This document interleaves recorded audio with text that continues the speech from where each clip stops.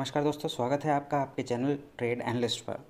दोस्तों, मैंने पहले बताया अपनी पिछली वीडियोस में कि शेयर्स क्या होते हैं, शेयर मार्केट क्या होती है। तो मेरी ये वीडियो सीरीज़ बेसिकली बिगिनर्स के लिए है जो स्टार्टिंग लर्निंग फेज़ में हैं।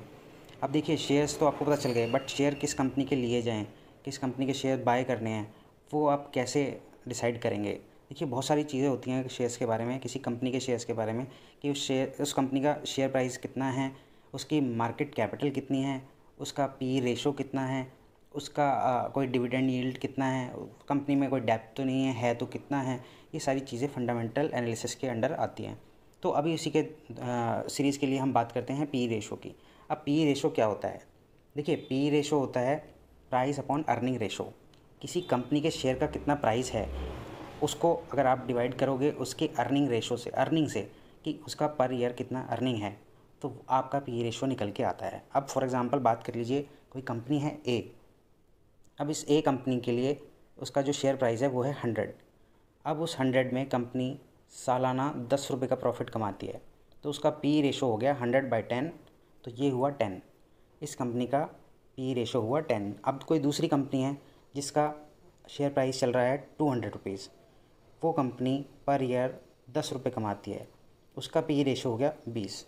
अब इससे क्या मतलब समझ आया? देखिए, अगर कंपनी एक शेयर में 10 रुपये पर ईयर कमाती है, तो हम आज की डेट में एक शेयर के लिए 100 रुपये दे रहे हैं। इसका मतलब हम उसके ईयरली अर्निंग का 10 गुना पैसा आज उसको दे रहे हैं। ये हो गया पी रेशो। तो अब दूसरी कंपनी है बी, जिसके ईयरली 10 रुपये के मुनाफे के लिए हम उसको 20 गुना पैसा दे रहे हैं।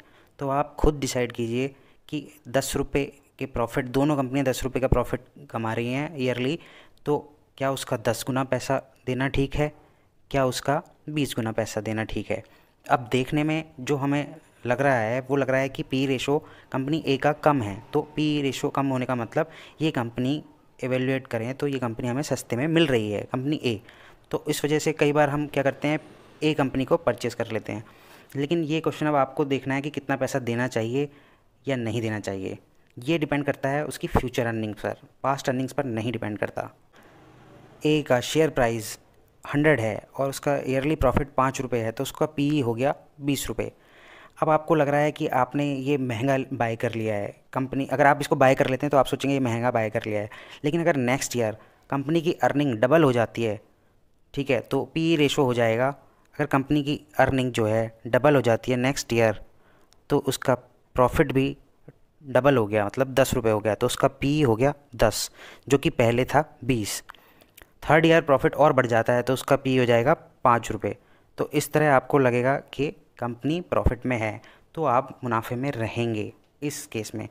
तो ये अब देखिए, इस तरह ये हम पी रेशो निकाल सकते हैं। अब ये हो गया कंपनी का ईयरली प्रॉफिट। अब अर्निंग पर शेयर निकालते कैसे हैं? ये अर्निंग पर शेयर क्या होता है? ईपीएस ये होता है उस कंपनी का टोटल अर्निंग, उसको डिवाइड कर दीजिएगा नंबर ऑफ़ आउटस्टैंडिंग शेयर्स से। जितने भी टोटल शेयर्स हैं उस कंपनी के आज की डेट में, उसको अगर आप डिवाइड कर देंगे तो अर्निंग पर शेयर निकल कर आ जाएगा।